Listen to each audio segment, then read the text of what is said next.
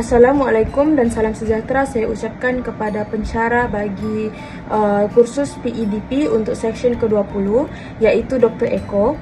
Hari ini kami kumpulan kedua akan membentangkan tentang topik ke-17 iaitu tentang Kesultanan Melayu Melaka dalam konteks peradaban Melayu. Sebelum kami menerangkan dengan lebih terperinci dan lebih mendalam tentang Kesultanan Melayu Melaka dalam konteks peradaban Melayu, lebih afdol jika kami menerangkan terlebih dahulu tentang pengenalan bagi Kesultanan Melayu Melaka itu sendiri. Kesultanan Melayu Melaka merupakan kerajaan maritim terbesar dan paling berpengaruh di Asia Tenggara. Kesultanan ini merupakan pusat peradaban bagi Melayu dengan pencapaian dalam bidang politik, ekonomi dan juga budaya serta agama. Di dalam pembentangan kami kali ini, kami akan menerangkan tentang 10 perkara, yaitu yang pertama terdiri pada warisan, yang kedua adalah pengaruh Islam, yang kedua merupakan pembangunan kebudayaan, yang keempat adalah sistem pemerintahan beraja, yang kelima pengaruh dalam seni dan arsitek, yang keenam pendidikan, yang ketujuh adalah penyebaran perdagangan, yang ke-8 adalah pelabuhan, ke-9 bahasa dan sastra, dan yang terakhir adalah hubungan diplomatik. Kesultanan Melayu Melaka, warisan yang pertama ialah Raja. Raja berdasarkan teks Sulalatus Salatin berasal dari zuriat keturunan anak Raja Palembang yang dikatakan bersusul galur dari Iskandar Zulkarnain. Iskandar Zulkarnain ini ialah yang membina tembok Ya'juj dan Ma'juj. Seterusnya, peranan Raja. Raja memerintah menjadi ketua angkatan tentera dan ketua agama Islam. Namun Raja dalam konteks sekarang hanya menjadi ketua agama Islam dan tidak berkuasa mutlak sewaktu di Kesultanan Melayu Melaka. Yang seterusnya ialah konsep daulat dan alat kebesaran. Daulat merupakan kuasa dan kewibawaan Raja sebagai pemimpin. Rakyat mengakui kedaulatan Raja dengan memberi taat setia dan tak boleh menderhaka. Contoh alat kebesaran ialah cap mohor, nobat, keris, lembing, pending diraja, tombak berambu dan mahkota. Alat kebesaran ini digunakan semasa upacara istiadat pertabalan, perkahwinan dan kemangkatan raja. Seterusnya ialah sistem perundangan, iaitu di masa kini dikenali sebagai sistem perlembagaan. Semasa zaman Kesultanan Melayu Melaka, sistem perundangan mereka ialah Hukum Kanun Melaka yang ditulis semasa pemerintahan Sultan Muzaffar Shah 1446 hingga 1456 dan disusun atur secara teratur pada pemerintahan Sultan Mahmud Shah iaitu pada 1489 dan 1511. Mengandungi 44 fasal yang berkaitan hak, keistimewaan, tanggungjawab raja dan pembesar. Terdapat juga hukum Islam dalam konteks jenayah, kekeluargaan dan jual beli. Seterusnya Undang-Undang Laut Melaka. Semasa zaman Kesultan Mahmud Shah, Undang-Undang Laut Melaka ini menentukan peraturan pelayaran dan perdagangan, mengandungi 25 fasal berkenaan tertib berniaga, peraturan laut, tata jual beli. Dan seterusnya sistem pentadbiran. Sistem pentadbiran semasa zaman Kesultanan Melayu Melaka ialah sistem pembesar 4 lipatan, iaitu bendahara, penghulu bendahari, temenggung dan laksamana. Mereka ini membantu Sultan mentadbir kerajaan pada peringkat pusat, jajahan, daerah dan kampung. Namun pada masa kini sistem pentadbiran kita iaitu demokrasi, iaitu undian rakyat memilih satu pemimpin. Seterusnya, cara penyebaran Islam di Kesultanan Melayu Melaka. Yang pertama ialah pengislaman pemerintah. Pada tahun 1414, Sultan Iskandar Shah masuk Islam diikuti para pembesar dan rakyat. Seterusnya, Sultan Muzaffar Shah telah menjadikan agama Islam sebagai agama rasmi semasa Kesultanan Melayu Melaka. Seterusnya, perkahwinan. Melalui perkahwinan, putri Sultan Mansur Shah dengan putera Raja Siak. Hal ini menyebabkan agama Islam mudah tersebar ke negeri tersebut. Begitu juga dengan perkahwinan antara rakyat. Seterusnya, peranan ulama dan mubaligh. Sultan memerintahkan untuk menghantar ulama dan mubaligh ke seluruh kawasan pengaruhnya. Contohnya ajaran tasawuf dan sufi dikembangkan melalui ulama dari Timur Tengah dan India. Contohnya Maulana Abu Bakar dan Maulana Yusuf. Sultan Alauddin Riayat Shah menghantar ulama untuk mengajar Raja Pahang, Kampar dan Indragiri tentang hal ehwal agama. Yang keempat, perdagangan. Islam tersebar melalui perdagangan dengan Arab, India, dan China yang datang ke Melaka. Selain berjual beli, mereka juga mempunyai sifat mubaligh yang mendorong penyebaran Islam. Dari Melaka, Islam tersebar ke Brunei, Filipina, dan Kepulauan Indonesia. Yang kelima ialah melalui perluasan kuasa. Negeri naungan dan jajahan memeluk Islam sebagai tanda taat setia kepada Sultan Melaka.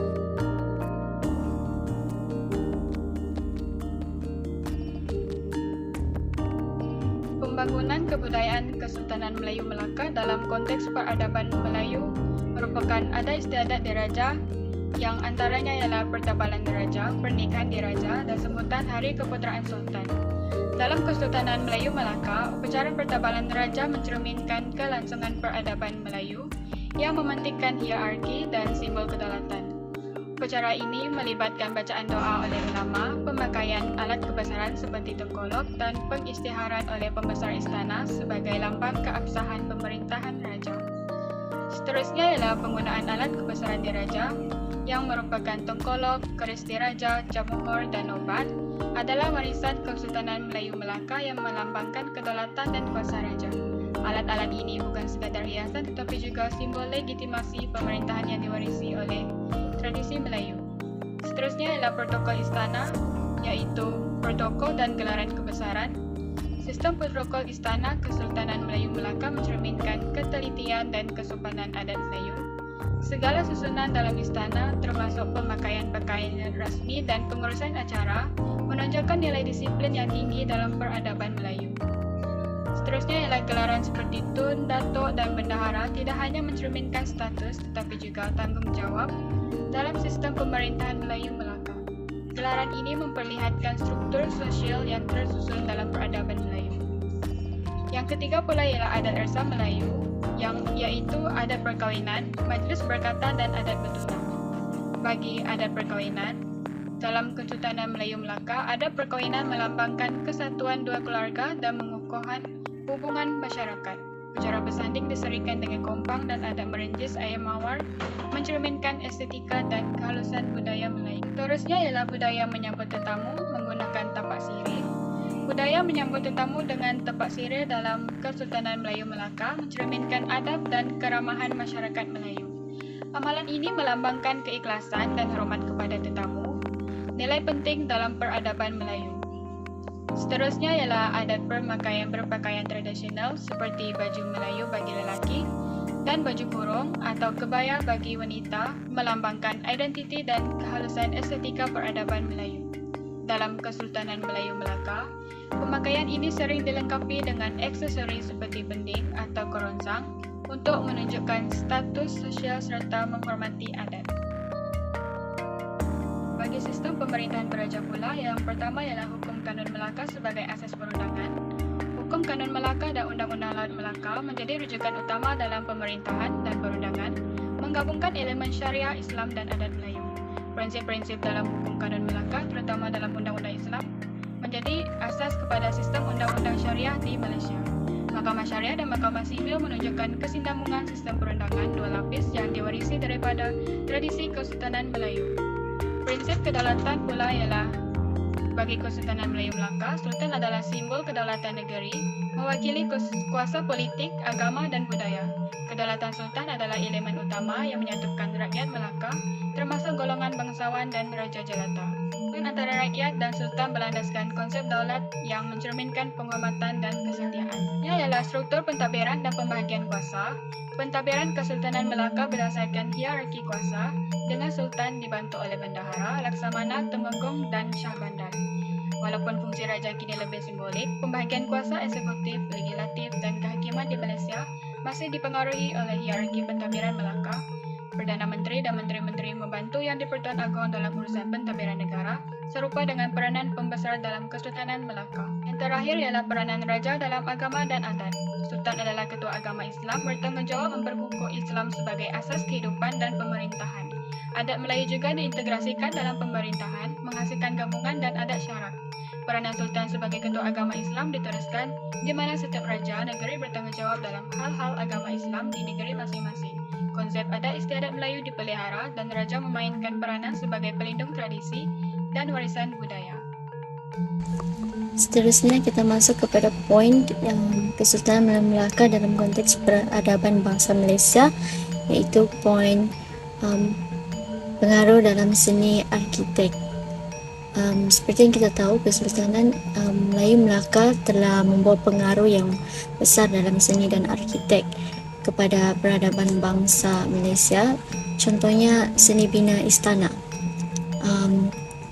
Terdapat Museum Istana Kesultanan Melayu Melaka yang dibina berdasarkan sejarah Melayu yang menggambarkan keunikan seni bina istana pada zaman Sultan Mansur Shah. Selain daripada reka bentuk dan bangunannya, berbagai ukiran dan susun aturnya juga masih dikekalkan, dan para pengunjung berpeluang untuk merasakan suasana di dalam istana tersebut. Seterusnya adalah pendidikan. Untuk pendidikan, kegemilangan Kesultanan Melayu Melaka ni dia tidak hanya terkenal dengan perdagangan dan pelabuhan semata-mata. Sebaliknya, Kesultanan Melayu Melaka ini juga menjadi pusat penyebaran Islam yang utama, dan telah berkembang sejak zaman Kesultanan Melayu Melaka ni lah.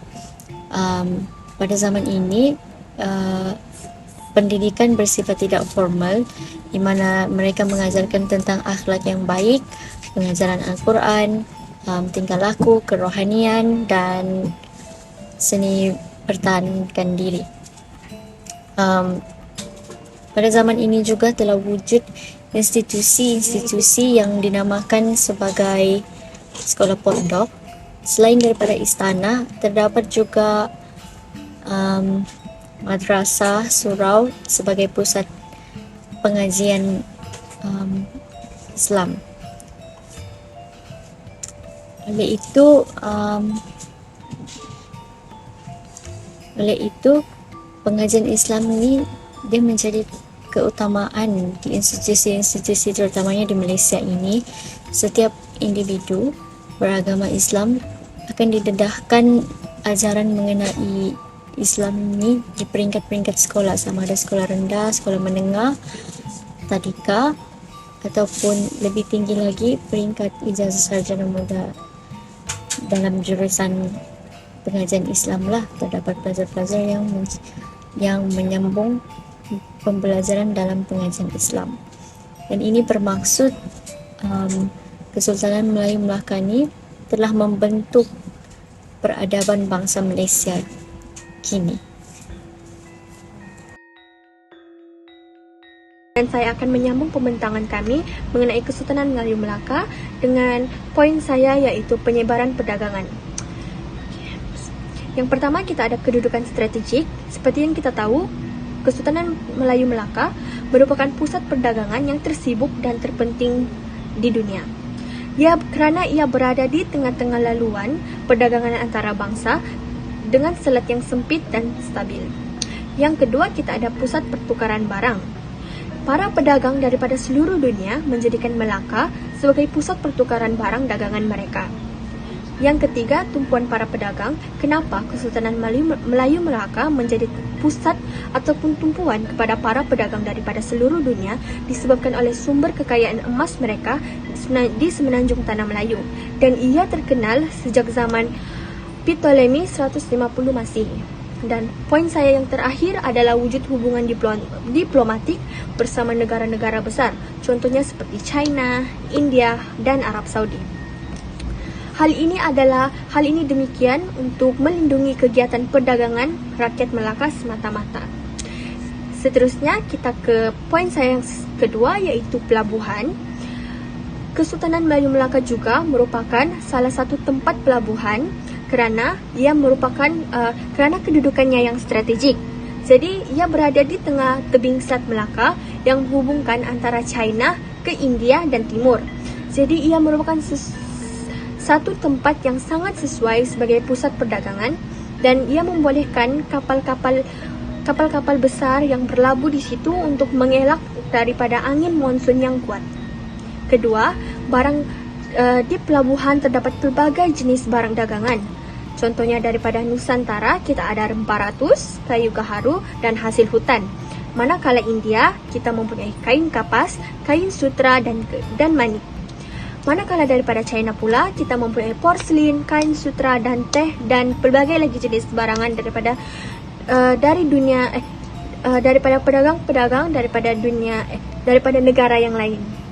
Dan yang terakhir, kita mempunyai infrastruktur pelabuhan yang sangat banyak. Contohnya gudang penyimpanan, di mana Pelabuhan Melaka merupakan sebuah pusat ataupun tempat untuk para pedagang menyimpan barang dagangan mereka dengan selamat.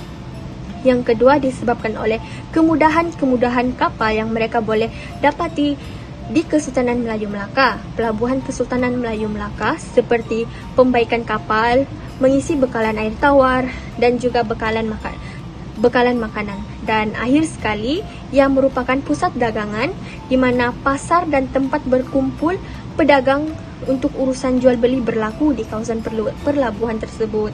Sekian itu sahaja daripada saya. Terima kasih.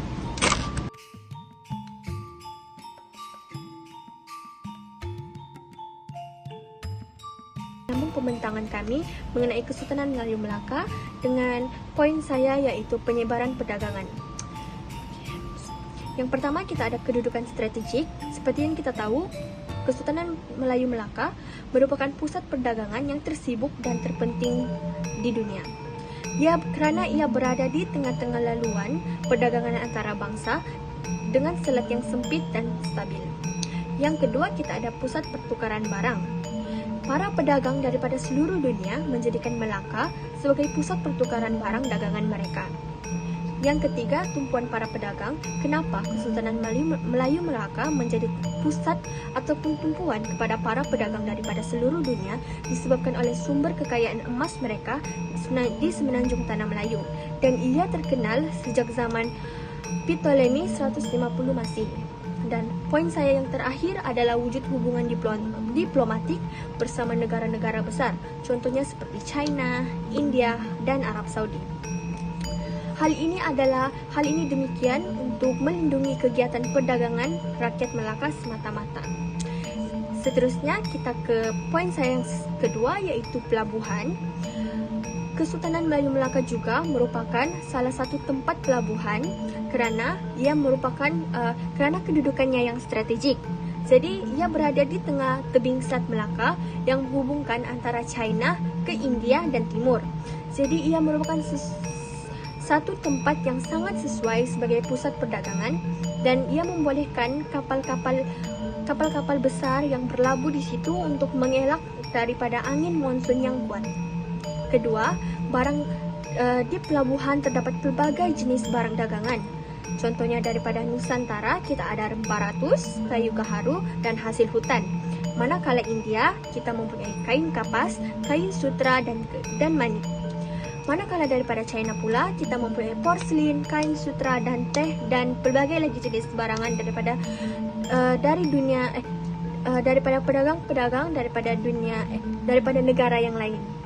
Dan yang terakhir, kita mempunyai infrastruktur pelabuhan yang sangat banyak. Contohnya gudang penyimpanan, di mana Pelabuhan Melaka merupakan sebuah pusat ataupun tempat untuk para pedagang menyimpan barang dagangan mereka dengan selamat.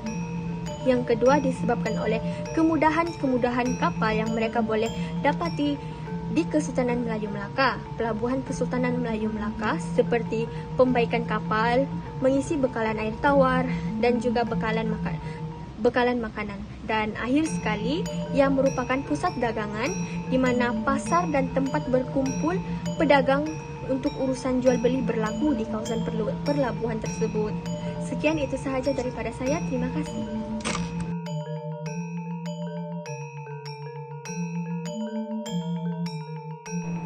Bahasa Melayu klasik muncul sebagai lingua franca di Asia Tenggara. Digunakan dalam pelbagai bidang seperti pemerintahan, perdagangan, dan keagamaan. Dengan kedatangan Islam, bahasa ini telah berkembang melalui pengaruh bahasa Arab dan Parsi, memperkaya kosakata dan strukturnya. Pada zaman ini, tulisan Jawi yang menggunakan bahasa Arab menjadi medium utama untuk penulisan dan pertukaran budaya. Bahasa Melayu klasik mencapai kegemilangannya di bawah Kesultanan Melayu Melaka. Ia menjadi bahasa rasmi dalam urusan diplomatik dan pentadbiran serta digunakan dalam surat menyurat antara raja-raja Melayu dan pihak luar. Karya-karya sastra yang ditulis dalam bahasa ini mencerminkan identiti dan budaya masyarakat Melayu pada masa itu. Bahasa Melayu berperanan sebagai lingua franca semasa zaman Kesultanan Melayu Melaka, sama seperti fungsi bahasa kebangsaan dalam membentuk identiti dan perpaduan pada hari ini. Perkembangan sastra Melayu klasik yang merangkumi hikayat, syair dan pantun memberi asas kepada warisan budaya yang terus terpelihara dan diterapkan melalui kurikulum pendidikan dan aktiviti seni moden. Sastra pada zaman Kesultanan Melayu Melaka meliputi pelbagai jenis seperti hikayat, syair, pantun, dan gurindam. Karya terkenal seperti Sejarah Melayu yang ditulis oleh Tun Sri Lanang pada tahun 1612 menggambarkan sejarah dan keagungan Kesultanan Melaka. Selain itu, dokumen undang-undang seperti Hukum Kanun Melaka juga merupakan contoh sastra yang penting, menunjukkan pemikiran cendekiawan Melayu tentang undang-undang dan tata kelola masyarakat. Kegiatan penulisan sastra di Melaka tidak hanya terhad kepada hikayat sejarah, ia juga merangkumi karya-karya keagamaan dan falsafah. Penulisan ini sering kali dilakukan oleh penulis istana yang memastikan bahawa karya-karya tersebut tetap setia kepada bentuk asalnya.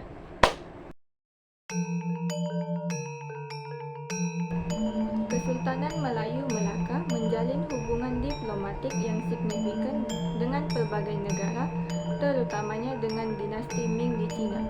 Hubungan ini tidak hanya penting untuk keselamatan Melaka, tetapi juga untuk memperkukuh kedudukan politik dan ekonomi kerajaan. Hubungan diplomatik antara Melaka dan China bermula pada tahun 1404 apabila Laksamana Yinjing mengunjungi Melaka. Lawatan ini bertujuan untuk mempereratkan hubungan antara kedua-dua kerajaan, diikuti oleh lawatan Laksamana Cheng Ho pada tahun 1405, 1408 dan 1412. Kepentingan strategik. Hubungan ini membantu Melaka mengatasi ancaman dari kuasa lain seperti Siam dan Majapahit. Dengan perlindungan dari China, Melaka dapat mengukuhkan kedudukan sebagai pusat perdagangan utama di Selat Melaka tanpa gangguan dari kuasa luar. Kesultanan Melayu Melaka menjalin hubungan erat dengan dinasti Ming untuk menjamin perlindungan dan memperkukuh kedudukan politik serta ekonomi. Pada hari ini, negara-negara juga menjalin hubungan diplomatik untuk keamanan dan pembangunan ekonomi melalui organisasi seperti ASEAN, PBB dan Perjanjian Perdagangan Antarabangsa. Konsep diplomasi yang digunakan pada zaman Melaka masih relevan, iaitu kerjasama strategik bagi menangani ancaman dan memperkukuh kestabilan. Sebagai kesimpulannya, Kesultanan Melayu Melaka ini telah menjadi simbol kejayaan, identiti serta warisan sejarah yang telah mendorong kebanggaan serta menjadi pembelajaran bagi generasi masa kini. Hal ini juga sudah tentu dan sudah jelas dapat memberikan pengajaran kepada generasi akan datang dan mereka akan dapat mengambil iktibar dan juga dapat merujuk terhadap kegemilangan Kesultanan Melayu Melaka pada zaman dahulu.